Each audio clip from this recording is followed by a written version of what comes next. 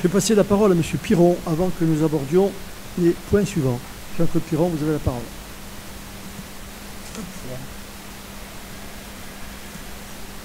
C'est bon? Bonsoir à tous. Oui, c'est donc Monsieur le maire m'a proposé de vous présenter un petit film qui a été réalisé par le SMA, le syndicat mixte Adour-Amont, sur des travaux qui ont eu lieu sur l'Adour entre le 23 octobre et le 3 novembre. Alors ce sont des travaux, ce sont d'abord, avant tout, ce sont les services de la mairie, bien sûr, qui sont rapprochés du SMA, suite au débordement que l'on avait de manière assez récurrente sur la rive gauche, c'est-à-dire sur notre Caminadour, notre côté du Caminadour, la ville de Tarbes. Et suite à l'effacement du seuil de Sousse il y a quelques années, tous les matériaux qui étaient bloqués par le seuil de Sousse, avec les deux crues que nous avons eues, 2021 et 2022, ont déboulé et se sont retrouvés coincés dans cet espace de goulet que représente la traversée de Tarbes pour l'Adour. Le problème, si vous voulez, c'est que ces galets, en s'étant déposés à cet endroit-là du fleuve, ils faisaient systématiquement déborder l'Adour dès qu'on dépassait 12 à 14 mètres cubes secondes. Et sachant qu'une crue, c'est 120 mètres cubes secondes à peu près. Mais dès 12 mètres cubes secondes, le Caminadour, côté Tarbes, donc, était en permanence sous une lame d'eau, voire un torrent dès qu'on arrivait vers 20-30 mètres cubes d'eau, ce qui arrive assez régulièrement. Voilà. Donc à partir de là, le SMA a travaillé a fait des profils de la rivière et s'est rendu compte qu'en fait c'était bien les atterrissements qui posaient problème.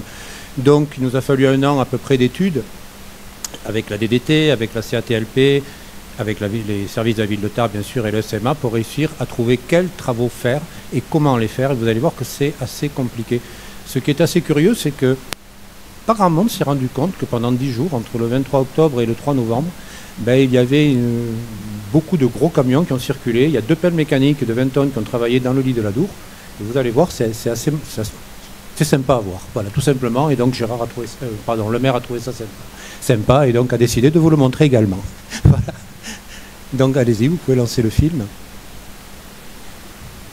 Oui, c'est aussi parce qu'on a acheté un drone, accessoirement. Alors c'est 23 octobre et pas 3 novembre.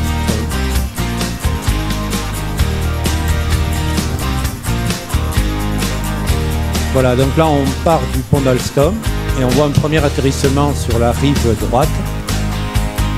Sur la rive gauche, pardon.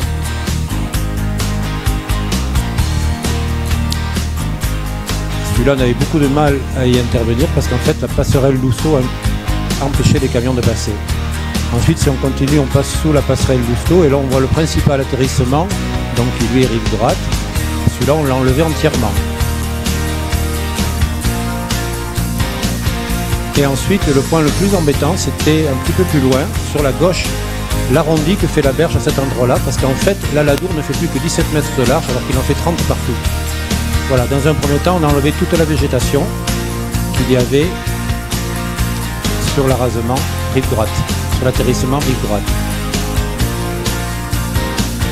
Alors là, vous vous demandez pourquoi vous regardez le lac de Gour et pourquoi vous regardez Bazet, le CIMAT, voilà, les locaux du CIMAT. Tout simplement parce qu'il est formellement interdit d'enlever un gravier, un caillou ou un galet dans une rivière. Donc, on a été autorisé à enlever les 2400 mètres cubes de gravier qu'on a déplacés, mais il fallait qu'on les remette dans l'Adour. Et comme à la berge à cet endroit-là s'effondrait, on a tout simplement pris tous les graviers dans Tarbes et on est allé les mettre dans le lac de Gour. Au préalable, bien sûr, on a fait une pêche électrique. Une centaine de kilos de poissons ont été retirés de l'Adour.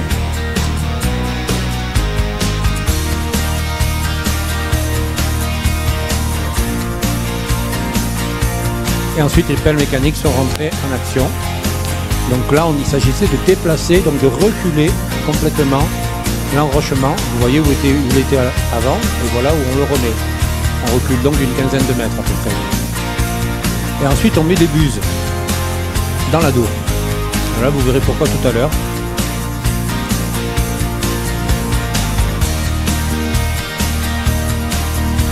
Voilà, là on voit la rectification de la rive. On le voit particulièrement bien sur les vues aériennes, juste dessus. Là, comme on est sur Natura 2000, on a une visite, bien sûr, pour vérifier que toutes les précautions étaient prises. Et vous voyez derrière pourquoi on a mis des buses.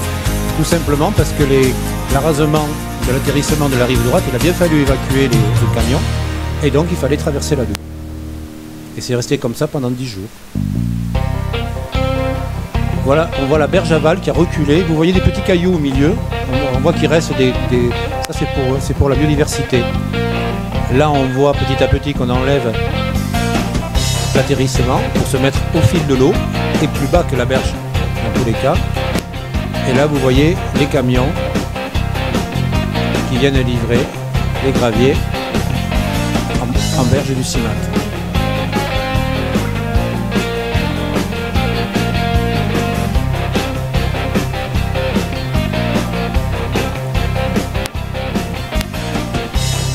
Voilà l'atterrissement, vous voyez, il a disparu et on voit que l'eau, maintenant on est vraiment sur le fil de l'eau.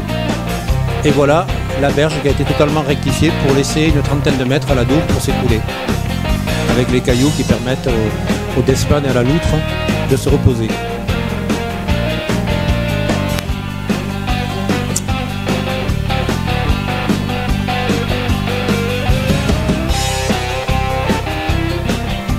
Et voilà la troisième partie du chantier, donc c'est l'ouverture, la réalisation d'un chenal. Parce qu'en fait la prise d'eau, elle était un petit peu au niveau de l'arbre que vous voyez sur la droite, c'est de là que l'eau passait sur le chantier. Donc l'idée c'était d'ouvrir un chenal de manière à déplacer complètement la lame d'eau. Et vous allez voir que quand on le met en... Voilà. Là on arrive, donc le chantier est terminé. Vous voyez les petits îlots rocheux en plein milieu de la Dour, pour la loutre et le Desman. Ah, ben voilà. La berge donc a été entièrement refaite. Je précise qu'on a enlevé 60 mètres cubes de béton de cette berge. On a mis des enrochements libres pour justement favoriser la biodiversité également. Ensuite l'arasement de l'atterrissement sur la gauche avec l'eau.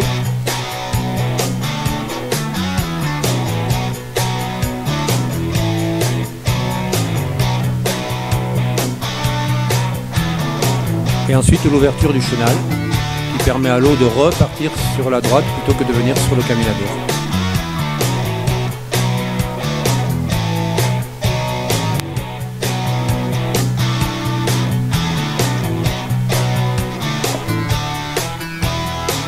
Alors tous ces travaux, en fait, ça a été 10 jours de chantier, c'est 2400 mètres cubes de travaux, de matériaux transportés. Une centaine de kilos de poissons évacués pour un coût de 53 000 €, qui ont été financés à 50% pour l'agence de l'eau et ensuite 2 tiers pour la CNLB, 1 tiers pour la ville de Tarbes. Voilà. Et là, oui, c'est intéressant parce que regardez, on a eu une petite crue il y a quelques semaines à 14 mètres secondes. Voilà, le 28 février, 34 mètres secondes. Regardez, voilà. Ce sentier qui normalement était inondé n'a pas du tout été inondé sur la rive gauche. Voilà ce qui se passait avant les travaux. Pour le même, voilà, pour des débits équivalents. Donc en fait, on peut se dire que fait, ça semble démontrer que les travaux sont efficaces. Voilà.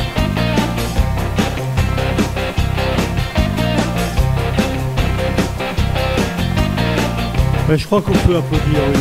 On peut applaudir parce que c'est remarquable.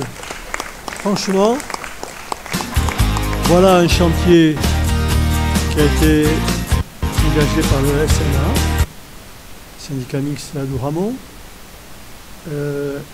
dans la discrétion la plus totale. Je ne sais pas s'il y en avait beaucoup parmi vous qui se sont aperçus des travaux qui sont réalisés durant ce mois. Le résultat est tout à fait remarquable. Pour un coût qui n'est pas démesuré. Je trouve que là, on a la démonstration qu'avec des compétences, avec la bonne volonté, on peut arriver à modifier le cours des choses, et en l'occurrence de la Dour. Voilà. Merci de la part du conseil municipal au SMA.